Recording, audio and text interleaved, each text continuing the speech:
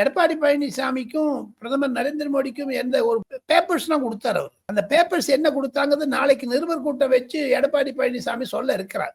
தாங்கள் கூறியது மாதிரி சில முக்கிய புள்ளிகள் பீகார் எலெக்ஷனுக்கு பிறகு எப்படி லாலு பிரசாத் யாதவ் குடும்பம் சிதறி சிதறி சிதறி போய்விட்டதோ அது மாதிரியான சூழ்நிலைகள் 2026 தேர்தலுக்கு பிறகு திமுகவிற்கு வரக்கூடாது என்பதைத்தான் நான் பிரார்த்திக்கிறேன். ஆனால் வந்ததுன்னா தமிழகத்தில் யார் அந்த ரோஹிணி ஆச்சாரியா, அது எந்த பெண்மணியாக இருக்கும், அவர் எந்த அண்ணனை எடுத்து சண்டை போடுவார்கள்? ஆக மொத்தம் தமிழகத்தில் ஒரு மாபெரும் கலைவரம் நடக்க இருக்கிறது. அதைத்தான் எடப்பாடி பழனிசாமி சுட்டு காண்பிக்கிறார்.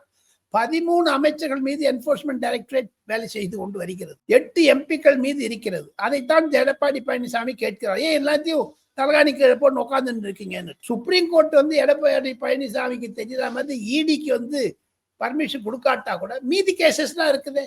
ஏன் அது குறைஞ்சிட்டு போகுது? கரூர் கேஸ் ரொம்ப ஃபாஸ்டா போகுது. ஆனா இன்னும் அந்த அஜய் ரஸ்தோகி தமிழ்நாட்டுக்கு போகல. 11ஆம் தேதி போகல போகல. அதுல திமுக செய்கிறதா? எஸ்ஐஆருக்கு ஃபாரம் கொடுத்தாங்கன்னா 94% ஃபாரம் கொடுத்துட்டேங்கிறாங்க. கலெக்ட் பண்றது யாரு? சுப்ரீம் கோர்ட்ல அந்த கேஸ் நிலையில இருக்கு. திமுக காரங்களும் அந்த பாரத்தை வாங்கி கீழ்ச்சி போடுறாங்க. ஏடிஎம்கே இருக்கிற பூத் இடத்துல எல்லாம் போய் திமுக அதை கீழ்ச்சி போடுறாங்க. பொதுமக்கள் அவதிப்படுகிறார்கள்.